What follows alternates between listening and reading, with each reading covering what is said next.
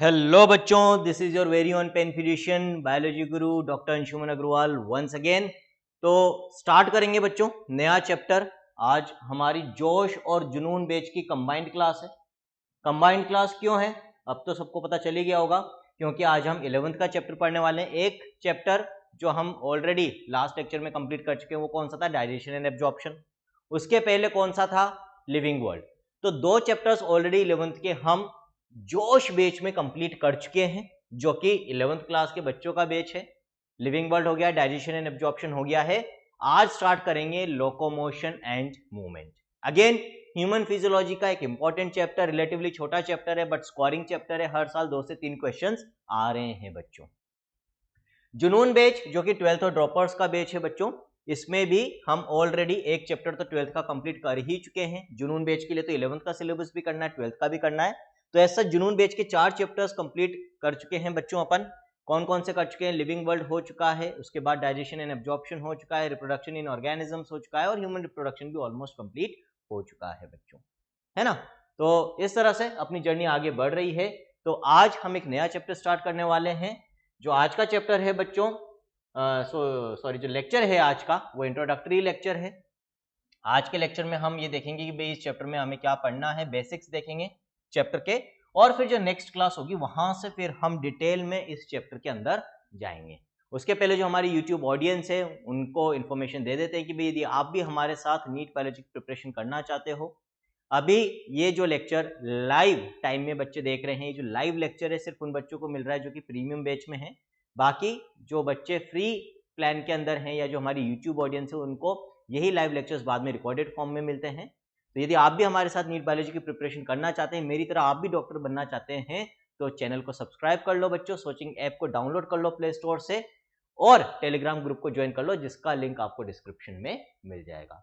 तो बच्चों locomotion and movement ये जो चैप्टर है, इसमें जो आपको नाम दे रखा है चैप्टर का, लोकोमोशन एंड मूवमेंट, सबसे पहले तो क्या होना चाहिए, कोई भी चैप्टर हम स्टार्ट करें तो हमें उस चैप्टर का जो नाम है उसमें जो टर्म्स यूज होते हैं उनका मीनिंग पता होना चाहिए। तो यहां पर लोकोमोशन एंड मूवमेंट दो टर्म्स हैं, इनका मीनिंग क्या है? मूवमेंट है ना, यहां पर ये मेरा हाथ हिल रहा है, दिस इज मूवमेंट। मैं बोल रहा हूं, मेरी टंग, मेरे लिप्स हिल रहे हैं, डायनेमिसिटी इज देयर, स्टैटिक नहीं है, रुके हुए नहीं है, दैट इज मूवमेंट। तो मूवमेंट हम कह सकते हैं रेफर्स टू डायनेमिसिटी। अब लोकोमोशन और मूवमेंट में क्या डिफरेंस है बच्चे, पूछा जाता है, आपको पता होना चाहिए। तो देख लेते हैं लोकोमोशन कैसे डिफाइन करोगे बच्चों। वो movements that result in change of place are called as locomotion. वो सारे मूवमेंट्स जिनकी मदद से चेंज ऑफ प्लेस होता है। मैं अभी यहां पर खड़ा हुआ हूं, यहां से चलकर मैं यहां तक यदि आ रहा हूं बच्चों, तो चेंज ऑफ प्लेस हुआ, मेरी जगह चेंज हुई, दिस इज लोकोमोशन। आगे बात समझ में। अब लोकोमोशन बिना मूवमेंट के तो होगा नहीं। जब तक हम हमारे लेग्स का मूवमेंट नहीं करेंगे हम हमारा चेंज ऑफ प्लेस नहीं कर सकते। इसका मतलब क्या हुआ, जितने भी लोकोमोशन हम परफॉर्म करते हैं वो सब एक तरह के मूवमेंट्स ही हैं। लेकिन मैं एक जगह खड़े रहकर बोल रहा हूं, यहां पर भी तो मूवमेंट हो रहा है मेरी मसल्स का, मैं लिख रहा हूं यहां पर भी तो मूवमेंट हो रहा है, हाथ हिला रहा हूं वहां पर भी तो मूवमेंट हो रहा है। तो हर मूवमेंट की वजह से चेंज ऑफ प्लेस यानी कि लोकोमोशन हो वो जरूरी नहीं है। तो अगेन एक स्टेटमेंट आपसे पूछा जाता है, एनसीईआरटी ने भी दे रखा है बच्चों, वो आपको पता होना चाहिए, क्या कि ऑल लोकोमोशन आर मूवमेंट, बिना मूवमेंट के लोकोमोशन पॉसिबल नहीं है। तो जितनी भी लोकोमोटरी हम कह सकते हैं कि एक्शंस होते हैं, all locomotions are movement, but all movements are not locomotion. सारे मूवमेंट्स की वजह से लोकोमोशन हो या सारे मूवमेंट्स लोकोमोशन हो ये जरूरी नहीं है। तो ये जो फैक्ट है, पॉइंट है, कंसेप्ट है, इसको अच्छे से समझ लेना, इसमें किसी तरह का कोई डाउट बच्चों नहीं होना चाहिए। उसके बाद एनसीईआरटी ने आपको क्या बता रखा है बच्चों, in the introductory part of this chapter, वो ये बता रखा है कि हमारी ह्यूमन बॉडी की जो सेल्स है वो 3 तरह के मूवमेंट्स यूजुअली शो करती है। वो 3 तरह के मूवमेंट्स कौन कौन से हैं जो हमारी ह्यूमन बॉडी के अंदर देखने को मिलते हैं बच्चों? अमीबॉइड मूवमेंट, सीलियरी मूवमेंट और मस्क्यूलर मूवमेंट। क्या है बच्चों ये तीनों मूवमेंट्स? अमीबॉइड मूवमेंट नाम ही किससे लिया गया है? अमीबा से लिया गया है बच्चों, है ना। तो इसके बारे में आप लोअर क्लासेस में पहले भी पढ़ चुके हो बच्चों। ये अमीबा है, आपको पता है कि अमीबा क्या करता है, अपनी जो सेल मेम्ब्रेन और साइटोप्लाज्म बच्चों उसको एक्सटेंड करता है आगे की तरफ,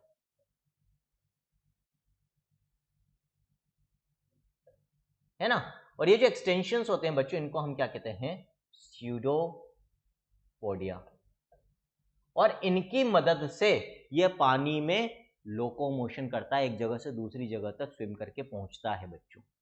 तो ये जो अमीबा लाइक मूवमेंट होता है with the help of extensions of cytoplasm and cell membrane, cell membrane और साइटोप्लाज्म आगे बढ़ रही है यहाँ पे, इनकी मदद से जो मूवमेंट होता है बच्चों, pseudopodia means false feet, pseudo means false, poda means feet, है ना। तो वास्तव में थोड़ी पैर हैं ये अमीबा के, ये तो एक्सटेंशंस हैं, प्रोट्रूजन्स हैं सेल मेम्ब्रेन और साइटोप्लाज्म के, जिनकी मदद से वो तैरने का काम कर रहा है एक तरीके से, है ना, पैरों की तरह काम में ले रहा है, लोकोमोशन के लिए काम में ले रहा है, इसलिए इनको हमने स्यूडोपोडिया बोला है। तो ये जो स्यूडोपोडिया की मदद से अमीबा लाइक मूवमेंट होता है, ये मूवमेंट क्या कहलाता है, अमीबॉइड मूवमेंट कहलाता है। क्लियर बच्चों।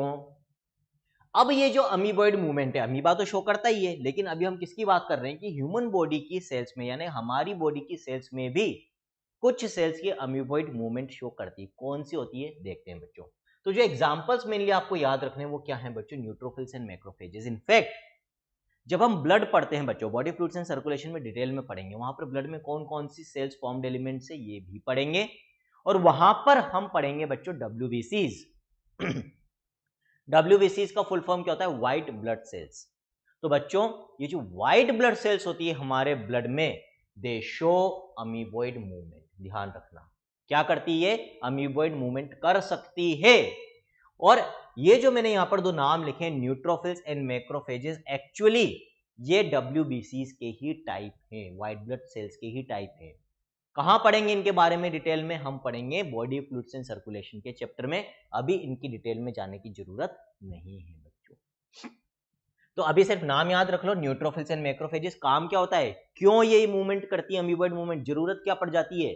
मान लो बच्चों यहां पर मुझे हनी बी ने काट लिया, मधुमक्खी ने काट लिया, तो उसके टॉक्सिन्स, हार्मफुल केमिकल्स मेरी स्किन के नीचे के टिश्यू में पहुंच जाएंगे। उन टॉक्सिन्स को, हार्मफुल केमिकल्स को खत्म करना, रिमूव करना जरूरी है, जिसमें हमारी ये WBCs मदद करती है। कैसे, ये न्यूट्रोफिल्स क्या करेगी, मेरी जो ब्लड वेसल्स है जिनमें मेरा ब्लड फ्लो हो रहा है उनमें न्यूट्रोफिल्स प्रेजेंट है, तो ये ब्लड कैपिलरी यानी कि ब्लड वेसल की वॉल को क्रॉस करते हुए, क्रॉस किसकी मदद से करेगी, इस मूवमेंट की मदद से क्रॉस करेगी, क्रॉस करके ब्लड वेसल के बाहर आ जाएगी, किस जगह पर, जहां पर हनी बी ने मुझे काटा था, जहां पर टॉक्सिन्स प्रेजेंट है। और क्योंकि ये क्या कर सकती है, स्यूडोपोडिया बना सकती है, तो उनकी मदद से एक तो मूवमेंट कर रही है, और उन्हीं स्यूडोपोडिया की मदद से, जैसे अमीबा खाना खाता है, फूड को एनगल्फ करता है, ये भी टॉक्सिन्स को, जो फॉरेन केमिकल्स है उनको एनगल्फ करके खत्म करने का काम करती है बच्चों। फेगोसाइटोसिस जिसको हम कहते हैं, जिसके बारे में आप वैसे भी जानते हैं, है ना, वो करती है। आ गया समझ में किस तरीके से यहाँ पर न्यूट्रोफिल्स और मैक्रोफेजेस ये दोनों क्या है बच्चों, फेगोसाइटिक सेल्स है, फेगोसाइटोसिस करती है। क्लियर। पानी पी लेता हूं। एक्चुअली आज क्या है, ओपीडी में पेशेंट्स को देखते देखते थोड़ा ज़्यादा टाइम हो गया, ऑलमोस्ट सिर्फ अभी 5 मिनट पहले ही ओपीडी से फ्री होकर आपको पढ़ाने आया हूं बच्चों।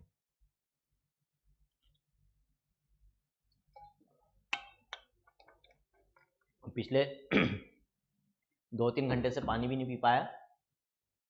चलो सॉरी, आगे बढ़ते हैं। अमीबॉइड मूवमेंट आ गया समझ में। अब हम बात करेंगे बच्चों सीलियरी मूवमेंट की। Ciliary movement with the help of cilia. Cilia already अपन बात कर चुके हैं, लोअर क्लासेस में भी आप पढ़ते हो, हेयर लाइक स्ट्रक्चर्स जो मोटाइल होते हैं, मूवमेंट शो कर सकते हैं, इस तरह से बीट करते हैं बच्चों सीलिया।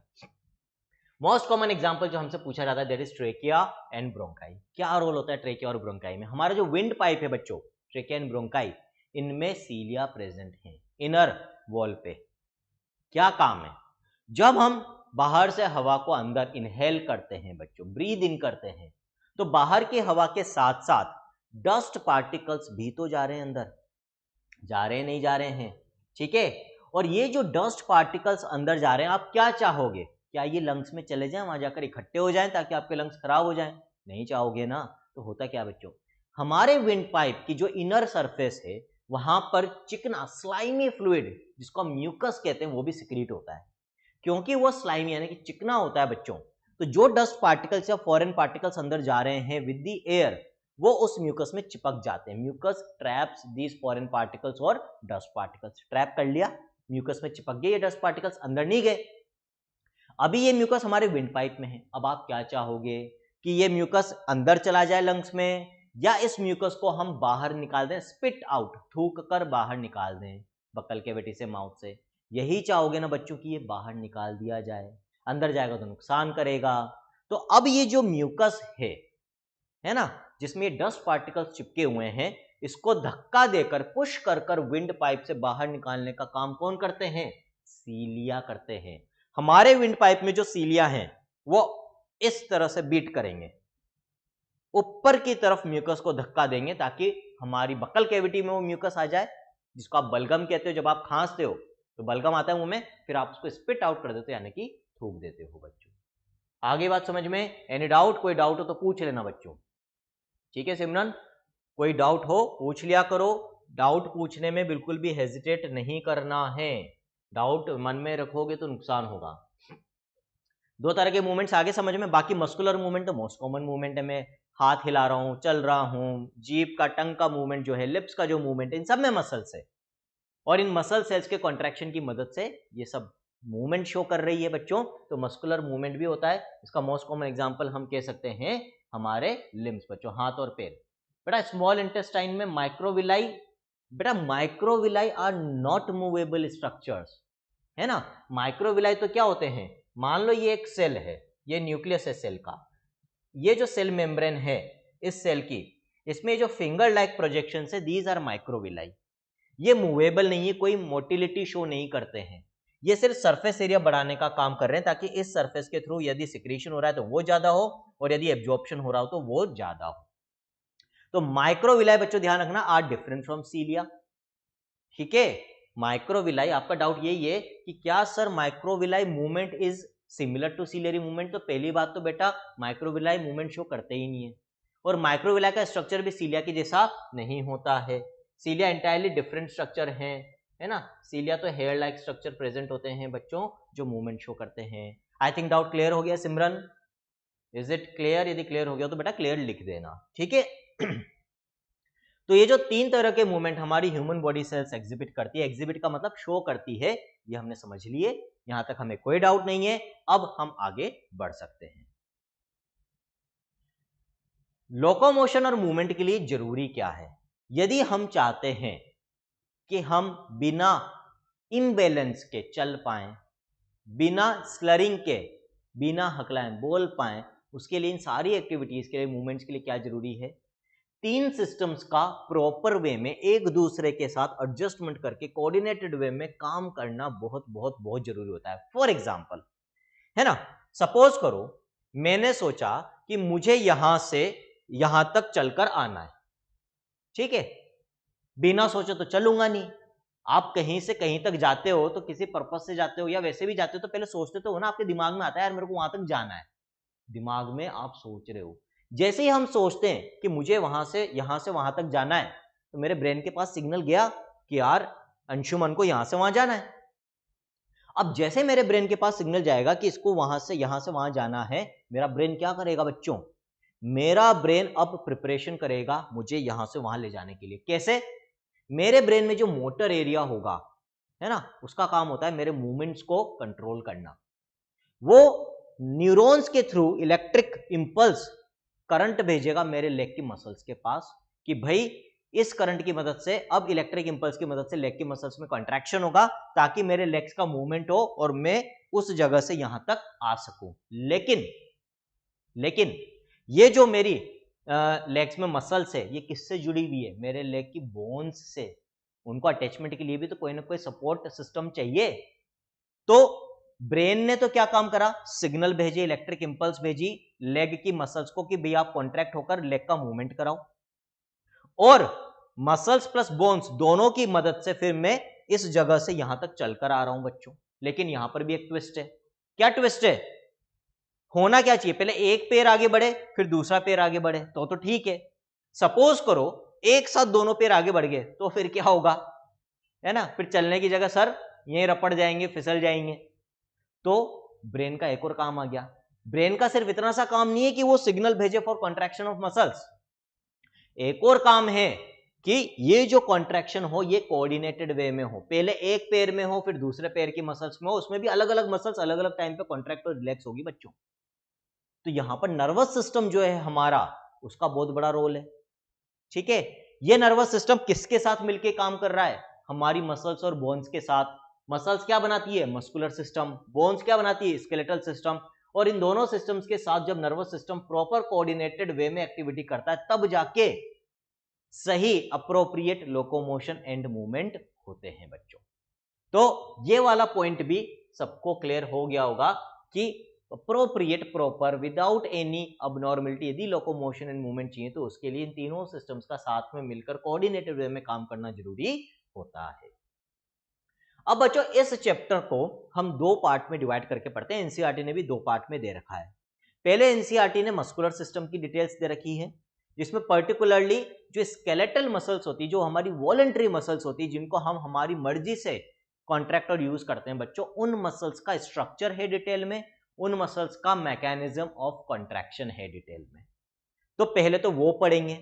और सेकंड पार्ट में इस चैप्टर में स्केलेटल सिस्टम दे रखा है, जिसमें हमारी बॉडी की सारी बोन्स की डिटेल्स है। ठीक है, आगे बात समझ में? तो हम भी दो पार्ट में पढ़ेंगे। अभी हम पहले क्या स्टार्ट कर रहे हैं बच्चों? Muscular system. आज के लेक्चर में हम बेसिक्स की बात कर रहे हैं, नेक्स्ट लेक्चर में हम डिटेल में जाएंगे। नेक्स्ट दो लेक्चर में मस्कुलर सिस्टम हमारा खत्म हो जाएगा और फिर हम पढ़ेंगे बोन्स के बारे में बच्चों। ठीक है, तो मस्कुलर सिस्टम स्टार्ट करते हैं बच्चों। स्टडी ऑफ मसल्स क्या कहलाती है? मायोलॉजी और sarcology. Myo word refers to muscle, logy word refers to study. Study of muscles myology. एक और वर्ड याद कर लो, सार्कोलॉजी बच्चों। क्यों कहते हैं अभी आगे आ जाएगा। ठीक है, muscle tissue originates from mesoderm germ layer.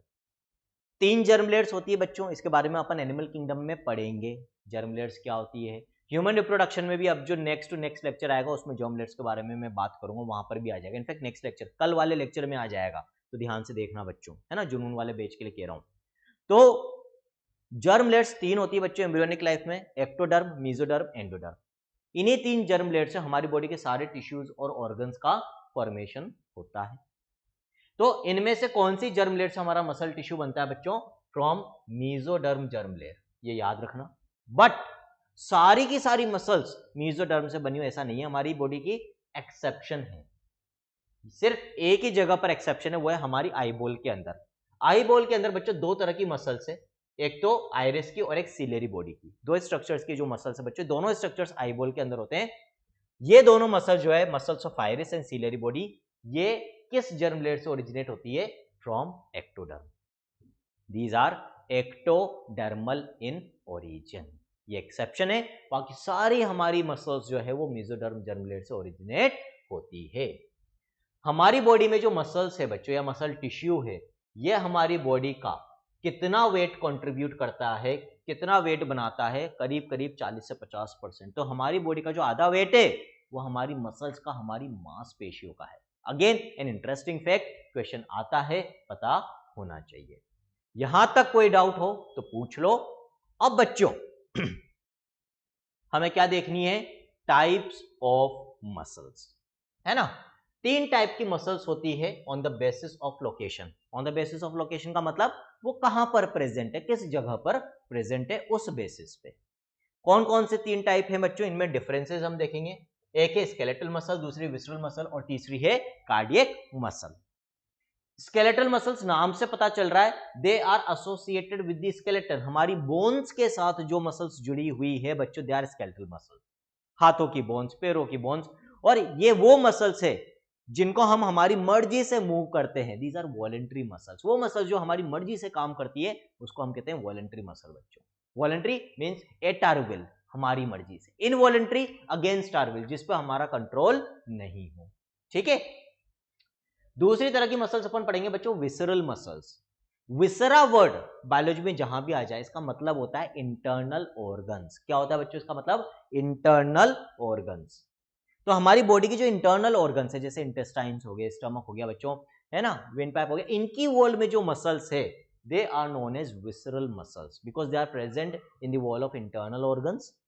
और ये हमारी मर्जी से कॉन्ट्रैक्ट नहीं होती, दीज आर इनवॉलंटरी। अभी सारे डिफरेंसेस वैसे आ जाएंगे, अभी मैं सिर्फ नाम का जो मीनिंग है वो बता रहा हूं। कार्डियक मसल्स, कार्डिया वर्ड सबको पता है, cardiac word refers to what, heart. वो मसल्स जो हार्ट में प्रेजेंट है they are known as cardiac muscles बच्चों, ठीक है। अगेन हमारे कंट्रोल में नहीं होती, इनवॉलंटरी होती है। तो ये तीन तरह की मसल्स होगी on the basis of location. Skeleton के साथ एसोसिएटेड है, स्केलेटन सिस्टम से बोन से जुड़ी हुई तो स्केलेटल मसल्स, इंटरनल ऑर्गन्स में है बच्चों तो विसरल मसल्स, हार्ट के अंदर है तो कार्डियक मसल्स। एक एक करके डिफरेंसेस देखेंगे तीनों के बीच में बच्चों। सबसे पहले हम बात करेंगे स्ट्रक्चर का। अब एक चीज और यहां पर याद रखनी है आपको इस चैप्टर के अंदर, इस टॉपिक के अंदर बच्चों, हमारी जो मसल्स होती है इनकी जो सेल्स होती है वो रिलेटिवली लंबी लंबी होती है, नॉर्मल सेल्स के कंपैरिजन में लंबी होती है। और इसीलिए मसल सेल के लिए हम एक और वर्ड यूज करते हैं, मसल फाइबर। क्या यूज करते हैं, मसल फाइबर। तो जहां जहां पर भी इस चैप्टर में मैं मसल फाइबर बोलूंगा, इसका मतलब मैं किसके बारे में बात कर रहा हूं बच्चों, इसका मतलब मैं बात कर रहा हूं मसल सेल्स के बारे में, ठीक है ना। इस चीज का ध्यान रखना।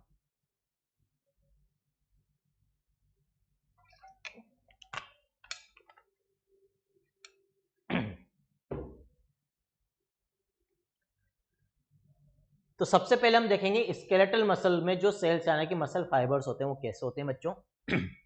तो आप देख सकते हो यहां पर जो स्केलेटल मसल की सेल्स है, दो सेल्स बना रखी मैंने, ये दोनों सेल्स लंबी भी है, सिलिंड्रिकल भी है बच्चों। ये एक सेल है, ये दूसरी सेल है, ध्यान रखना।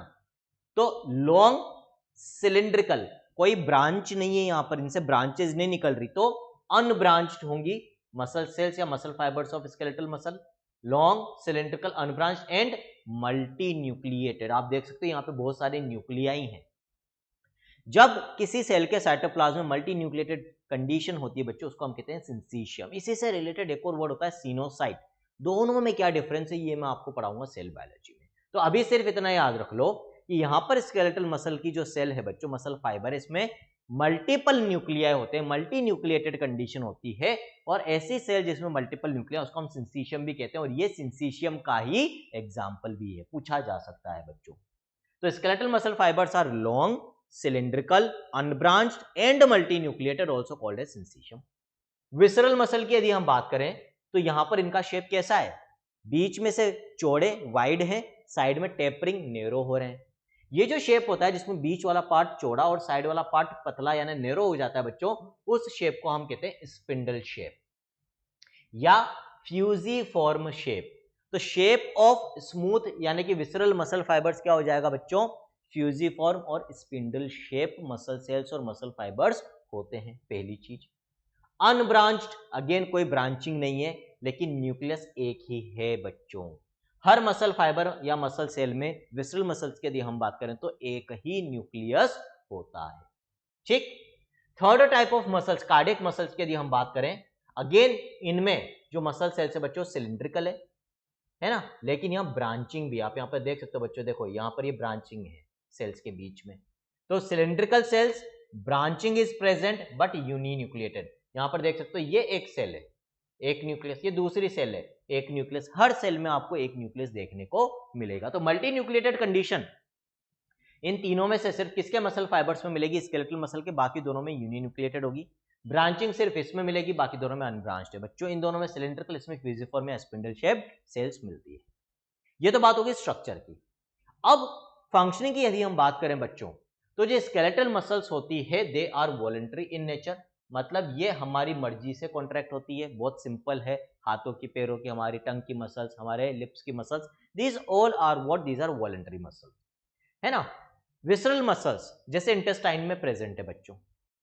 अब इंटेस्टाइन की वॉल में जो कॉन्ट्रैक्शंस होते हैं जिनको हम पेरिस्टाल्सिस कहते हैं, डायरेक्शन ऑलरेडी अपन पढ़ चुके हैं बच्चों, वो जो कॉन्ट्रैक्शंस होते हैं क्या उनको आप कंट्रोल कर सकते हो? ऐसा थोड़ी होता है कि आपने खाना खाया और आप फिर अपने स्टमक को सिग्नल दे रहे हो, इंस्ट्रक्शन दे रहे हो, भाई अभी मेरा खाना पचाने का मूड नहीं है, अभी कॉन्ट्रैक्शन मत करना। क्या स्टमक आपकी सुन लेगा? नहीं सुनेगा ना। यदि आपने खाना खाया और आपके स्टमक में खाना गया है तो आपके ब्रेन को पता चल जाएगा और आपका ब्रेन आपके स्टमक को सिग्नल भेजेगा कि भाई पेरिस्टालसिस करो, खाने को पचाओ, ब्रेक डाउन करो, डाइजेशन करो और खाने को आगे भेजो स्मॉल इंटेस्टाइन के अंदर। वो कंट्रैक्शंस आपके कंट्रोल में नहीं है, इसका मतलब विसरल मसल्स क्या है, they are involuntary in nature. इसी तरह से बच्चों कार्डियक मसल्स अगेन इनवॉलंटरी। क्या आप अपने दिल की धड़कन को खुद अपनी मर्जी से कंट्रोल कर सकते हो कि भाई मत धड़क तेजी से? नहीं ना, जब उसको तेजी से धड़कना है धड़केगा, जब धड़कन कम होनी तो होगी। You do not have control according to the condition and situation in which you are present. जहां पर जिस सिचुएशन में आप हैं अकॉर्डिंगली आपका ब्रेन उसको कंट्रोल करता है। इन मसल्स को आपके नर्वस सिस्टम का कौन सा पार्ट कंट्रोल करता है ये हम पढ़ेंगे नर्वस सिस्टम में। मेनली दो पार्ट होते हैं। जो पार्ट हमारे नर्वस सिस्टम का हमारी इनवॉलंटरी एक्टिविटीज को कंट्रोल करता है बच्चों, उस पार्ट को हम कहते हैं एएनएस, ऑटोनॉमिक नर्वस सिस्टम। और वो पार्ट जो हमारे वॉलंटरी पार्ट्स को कंट्रोल करता है जैसे वॉलंटरी मसल्स को, उसको हम कहते हैं एसएनएस, सोमेटिक नर्वस सिस्टम। अभी डिटेल में जाने की जरूरत नहीं है, ना याद रखने की जरूरत है। जब हम नर्वस सिस्टम पढ़ेंगे तो इतना डिटेल में पढ़ लेंगे इस टॉपिक को भी कि आपको रटने की जरूरत नहीं पड़ेगी, हर चीज समझ में आ जाएगी। ठीक है, तो अभी यहां पर जितने पॉइंट्स मैंने लिख रखे उनको अच्छे से समझ लो और याद कर लो, आपका काम हो जाएगा। जितना पढ़ा रहा हूं ना बच्चों, जैसे जैसे मैं पढ़ाता जा रहा हूं बस उतना उतना करते जाओ, आप ऑटोमेटिकली नीट बायोलॉजी में आपके 340 प्लस आ जाएंगे और आपका सिलेक्शन भी हो जाएगा। तीसरा फीचर और डिफरेंस जो हमें याद रखना है दैट इज स्ट्राइशंस। अब यहाँ स्ट्राइशंस मैंने जानबूझकर नहीं बनाया, यदि मैं इसी डायग्राम में बना देता तो बहुत ज्यादा कंजेस्टेड हो जाता, समझ में नहीं आती चीजें। स्ट्राइशंस को सिंपल वे में समझेंगे बच्चों। टाइगर सबने देखा होगा, असलियत में नहीं देखा होगा तो टीवी में तो देखा ही होगा भाई, है ना। और आपने देखा होगा जो टाइगर की बॉडी होती है उस पर धारियां प्रेजेंट होती है ना, धारियां प्रेजेंट होती है। ये जो धारियां होती है बच्चों इन्हें ही हम क्या कहते हैं, स्ट्राइशंस और स्ट्राइप्स। These are धारियां, striations और stripes, है ना। Alternate dark and light areas on any surface, they are called as striations। तो skeletal muscles और cardiac muscles ये दोनों मसल्स ऐसी है कि जिनकी मसल सेल्स को यदि आप बाहर से देखोगे with the help of a microscope आपको क्या दिखेगी, कुछ स्ट्राइप्स दिखेगी। वो स्ट्राइप्स क्यों हैं? क्योंकि इनके अंदर जो प्रोटीन्स होते हैं उनका एक पर्टिकुलर अरेंजमेंट होता है बच्चों। कैसे होता है, क्यों वो स्ट्राइप्स बनती है, नेक्स्ट लेक्चर में आने वाली है बहुत अच्छे से डिटेल में। अभी याद क्या रखना है, स्केलेटल मसल्स भी स्ट्राइटेड होती है, कार्डियक मसल्स भी स्ट्राइटेड होती है, लेकिन जो विसरल मसल्स है उनके सरफेस पे आपको ये धारियां, ये स्ट्राइप्स, स्ट्राइशंस नहीं दिखेंगे।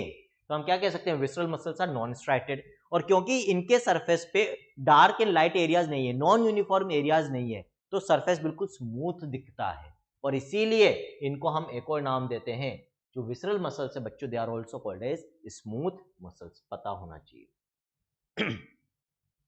नेक्स्ट डिफरेंस ये ऑलरेडी हमने डिस्कस कर लिया है, जो स्केलेटल मसल्स है वो स्केलेटन के साथ जुड़ी हुई है, जो स्मूथ मसल्स है ये इंटरनल ऑर्गन्स यानी कि विसरा के में प्रेजेंट होती है, जो कार्डियक मसल्स है वो हार्ट में प्रेजेंट होती है।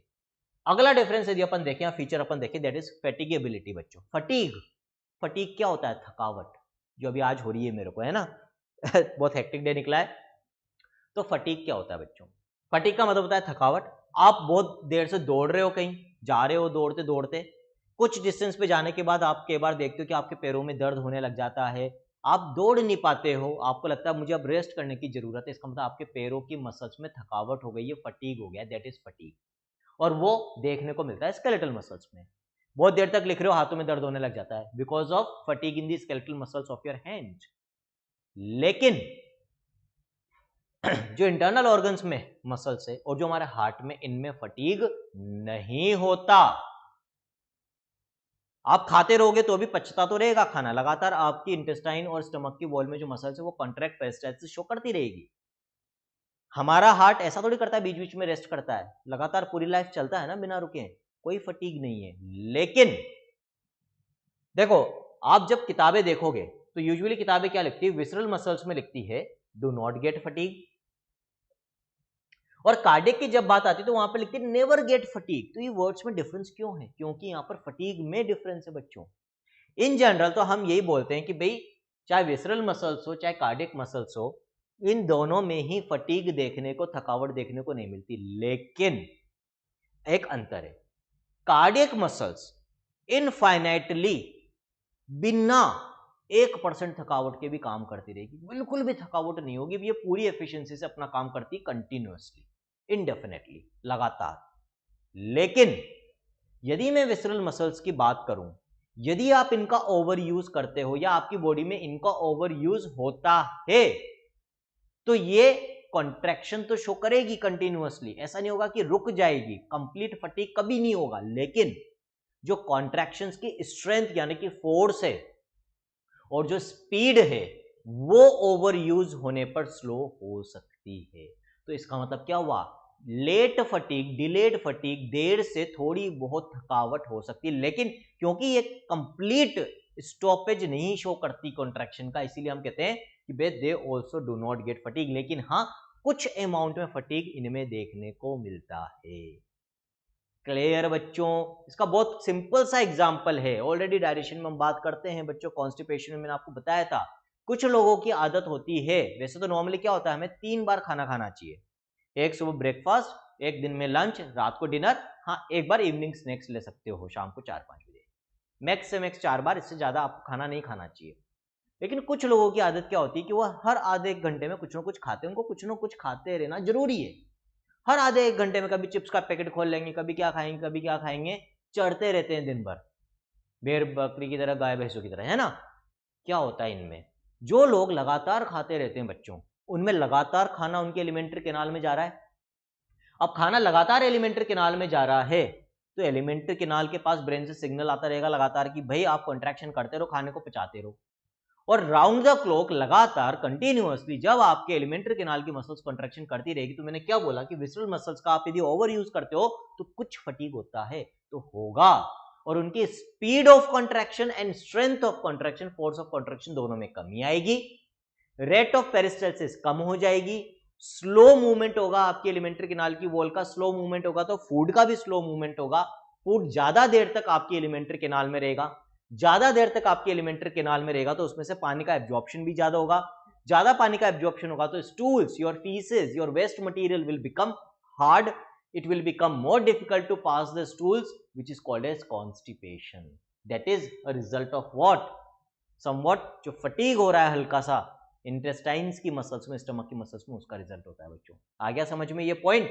तो क्वेश्चन करने के हिसाब से हम ये याद रखेंगे कि विसरल मसल्स में भी फटीग नहीं होता और कार्डियक मसल्स में भी फटीग नहीं होता, लेकिन कभी मान लो कोई अच्छा क्वेश्चन आ जाए तो आपको पता होना चाहिए कि कार्डियक और विसरल दोनों में से कौन बिल्कुल भी फटीग शोक नहीं करता कभी भी, दैट इज कार्डियक मसल्स बच्चों। लास्ट जो डिफरेंस हमें देखना है बच्चों, that is what, intercalated disc, है ना। यहां पर ये गलत है, this will be negative minus, है ना। क्या है इंटरकैलेटेड डिस्क बच्चों? यहां पर मैंने आपको बताया कि इंटरकैलेटेड डिस्क माइनस यहां पर शो करा है, इसका मतलब स्केलेटल मसल में नहीं होती, माइनस का मतलब नहीं होती। यहां पर भी माइनस है बच्चों, प्लस गलत लिखा हुआ है, इसका मतलब विसरल मसल्स में भी इंटरकैलेटेड डिस्क नहीं होती। किसमें प्रेजेंट होती है बच्चों, ध्यान रखना, कार्डियक मसल्स में आपको इंटरकैलेटेड डिस्क मिलेगी। क्या होती है इंटरकैलेटेड डिस्क? देखो मान लो ये एक कार्डियक मसल सेल है और इसके पास में ये दूसरी कार्डियक मसल सेल है, दो हार्ट मसल सेल्स है। इस पॉइंट पर इन दोनों की प्लाज्मा मेम्ब्रेन आपस में फ्यूज हो रही है, जंक्शन है दोनों की प्लाज्मा मेम्ब्रेन के बीच में। अब होता क्या है बच्चों, ये जो दो कार्डियक मसल सेल्स है जहां पर ये आपस में फ्यूज हो रही है, यहां पर इनकी प्लाज्मा मेम्ब्रेन को क्रॉस करते हुए टनल प्रोटीन होता है, चैनल प्रोटीन, ऐसा प्रोटीन जिसके through materials, small molecules, ions इधर से इधर या इधर से इधर जा सकते हैं। ये जो टनल प्रोटीन्स प्रेजेंट होते हैं बच्चों प्लाज्मा मेम्ब्रेन ऑफ एडजेसेंट, आसपास की सेल्स में, जिनके through movement of ions in small molecules एक सेल के साइटोप्लाज्म से दूसरी साइटोप्लाज्म में हो सकता है, इनको हम कहते हैं गैप जंक्शंस। अगेन कहां पढ़ेंगे, एक तो मैं इसको पढ़ाऊंगा स्ट्रक्चरल ऑर्गेनाइजेशन एनिमल्स में, एक हम सेल बायोलॉजी में, दो जगह पढ़ते हैं, इनफैक्ट कई बार ट्रांसपोर्टिंग ब्रांच में पढ़ लेते हैं, है ना। तो these are called as cell junctions. Cell junctions में भी कौन से टाइप के, गैप जंक्शंस, है ना। तो हार्ट मसल्स का वो एरिया जहां पर इनकी प्लाज्मा मेम्ब्रेन फ्यूज्ड है और वहां पर गैप जंक्शंस भी प्रेजेंट है, that part is known as intercalated disc. तो देखो मैंने यहां पर लेबल कर रखी है, दो हार्ट मसल्स के बीच का जो पार्ट है बच्चों जहां पर इनकी प्लाज्मा मेम्ब्रेन फ्यूज हो रही है, उसको मैंने लेबल करा इंटरकैलेटेड डिस्क। फायदा क्या है, इन गैप जंक्शंस यानी कि इंटरकैलेटेड डिस्क के थ्रू एक हार्ट मसल से आयंस दूसरी हार्ट मसल में जा सकते हैं। आयंस अपने साथ चार्ज कैरी करते हैं, इसका मतलब एक तरह से करंट कैरी कर रहे हैं बच्चों, और हमारा हार्ट कॉन्ट्रैक्ट इन्हीं की मदद से करता है, इलेक्ट्रिक इंपल्स की मदद से। तो हमारे हार्ट की जो मसल सेल्स है वो एक साथ कॉन्ट्रैक्ट करती है, एट्रिया की एक साथ कॉन्ट्रैक्ट करती है, वेंट्रिकल्स की एक साथ कॉन्ट्रैक्ट करती है। क्यों? क्योंकि हमारे दोनों एट्रिया की सारी मसल सेल्स आपस में जुड़ी हुई है with the help of intercalated disc, जिनमें गैप जंक्शंस हैं, जिनके थ्रू आयंस सारी एट्रियल मसल सेल्स में एक साथ स्प्रेड होते हैं, और हमारे दोनों जो चेंबर्स हैं एट्रियल चेंबर्स, उनकी सारी मसल सेल्स एक साथ कॉन्ट्रैक्ट होती है, यानी कि दोनों एट्रियल चेंबर्स एक साथ कॉन्ट्रैक्ट होते हैं। इसी तरह से जो दोनों वेंट्रिकल्स हैं, राइट एंड लेफ्ट वेंट्रिकल, बच्चों 4 चेंबर होते हैं हार्ट में, इतना तो सबको पता होगा। तो जो दोनों वेंट्रिकल्स हैं उनकी वॉल में जो हार्ट मसल सेल्स है बच्चों, वो भी आपस में इंटरकैलेटेड डिस्क से जुड़ी हुई है, उनमें भी इनके थ्रू आयंस का एक साथ स्प्रेड होता है, और वेंट्रिकल्स की सारी मसल्स भी एक साथ कॉन्ट्रैक्ट होती है। आगे डिफरेंसेस समझ में इन skeletal muscle, visceral muscle, cardiac muscle. ठीक है, अब इस चैप्टर में एनसीईआरटी ने जिस मसल टाइप को डिटेल में एक्सप्लेन कर रखा है, स्ट्रक्चर भी और मैकेनिज्म ऑफ कॉन्ट्रैक्शन, किस तरह से वो कॉन्ट्रैक्ट होती है, और कुछ और फीचर्स, वो कौन सी बच्चों, स्केलेटल मसल है ना। स्मूथ मसल यानी कि विस्टल मसल और कार्डियक मसल आपके सिलेबस में डिटेल में नहीं है। सो इन द नेक्स्ट 2 और 2.5 लेक्चर्स में हम जो स्केलेटल मसल वाला पार्ट है वो कंप्लीट करेंगे, और उसके बाद ऑलमोस्ट हम कह सकते हैं 2 लेक्चर्स में हम बोन्स वाला पार्ट कंप्लीट करेंगे, और लास्ट में हम डिसऑर्डर्स ऑफ मस्कुलो स्केलेटल सिस्टम, मतलब मसल्स के भी और बोन्स के दोनों के डिसऑर्डर्स पढ़ेंगे बच्चों। With that this chapter will get completed. तो ऑलमोस्ट हम कह सकते हैं 2 और 2 4 और 1 5, अगले 5 लेक्चर्स में हम लोकोमोशन और मूवमेंट को भी खत्म कर लेंगे। तो इसी तरीके से बच्चों तेजी से, लेकिन तेजी में भी हर चीज को अच्छे से समझते हुए, पूरा टाइम देते हुए, नोट्स ऑलरेडी बनाकर ला रहा हूं, तो आपका टाइम वैसे ही बहुत सारा बच रहा है, मैं जब पढ़ाता हूं तब भी, और बाद में जब आप डाउनलोड कर लेते हो तो आपका खुद का लिखने का टाइम भी बच रहा है, क्योंकि पूरा टाइम हम समझने में यूज कर रहे हैं, तो अंडरस्टैंडिंग भी अच्छी हो रही है, तो याद भी जल्दी हो रहा है बच्चों। मेहनत करते रहो, इसी तरह से आगे बढ़ते रहो, बहुत जल्दी आपका भी डॉक्टर बनने का सपना जरूर पूरा होगा बच्चों। आज के लेक्चर में इतना ही, इसको यहीं खत्म करेंगे। This is all in this lecture from your friend, mentor and motivator doctor Anshuman, signing off. Thank you.